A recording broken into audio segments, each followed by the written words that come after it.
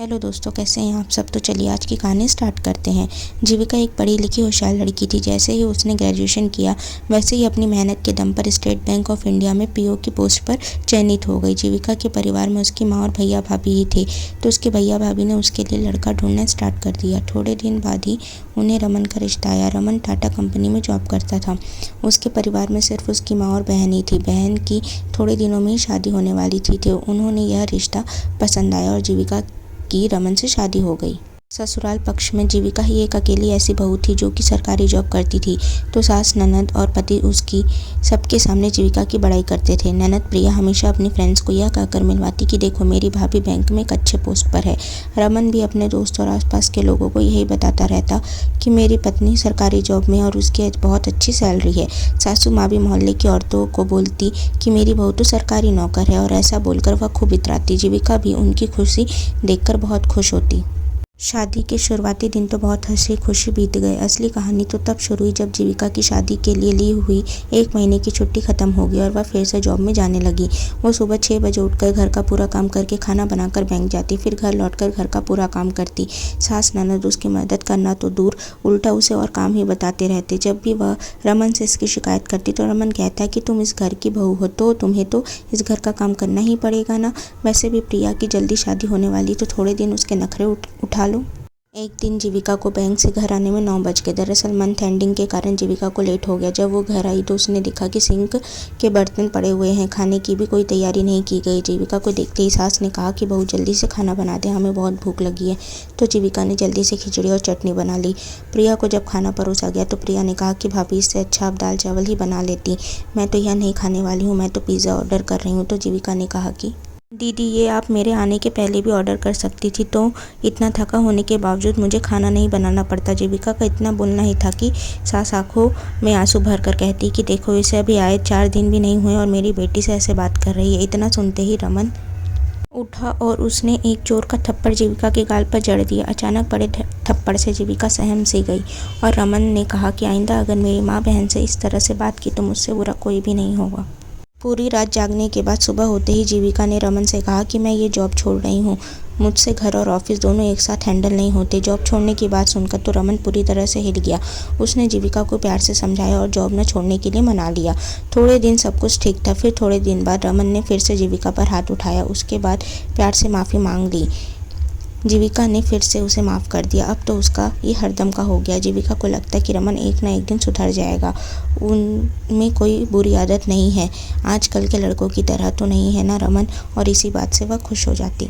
सास और ननद को यह विश्वास हो गया था ये तो इस घर को छोड़कर कहीं नहीं जाने वाली है, चाहे इसके साथ कैसे भी व्यवहार कर लिया जाए। अब वे जीविका की और बेइज्जती करते और उन्हें ताने कसते। जीविका उनकी बातों पर ज़्यादा ध्यान न देती। बैंक में फाइनेंशियल ईयर एंड चल रहा था, तो जीविका अक्सर लेट से ही घर आते साथ ही उन सबके सवालों का जवाब देना पड़ता उसे। एक दिन की बात है, जीविका को बैंक से आने में कुछ ज़्यादा ही देर हो गई। जब वो घर आई तो देखा कि उसके भाई भाभी हॉल में उसके ससुराल वालों के साथ बैठे हुए हैं।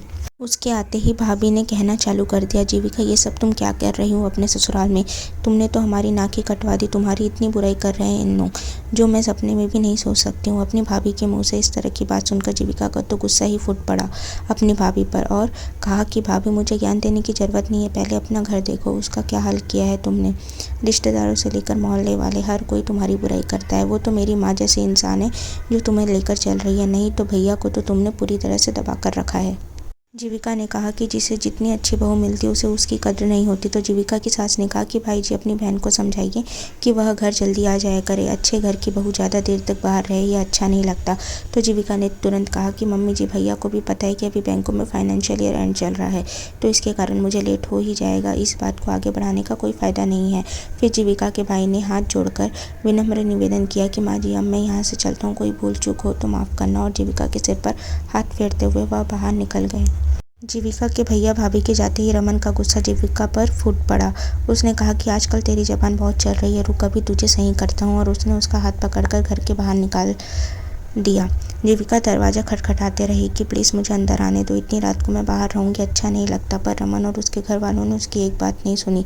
रमन के घर के बाहर जीविका की आवाज़ सुनकर मोहल्ले वाले इकट्ठा हो गए और वह खुसुर-फुसुर करने लगे कि उन्हें इतनी अच्छी पढ़ी लिखी और कमाऊ लड़की मिली है जो घर का भी काम करती है, फिर भी इन लोगों को इसकी कद्र नहीं है। ऐसे लोगों को तो भगवान ही सही करता है।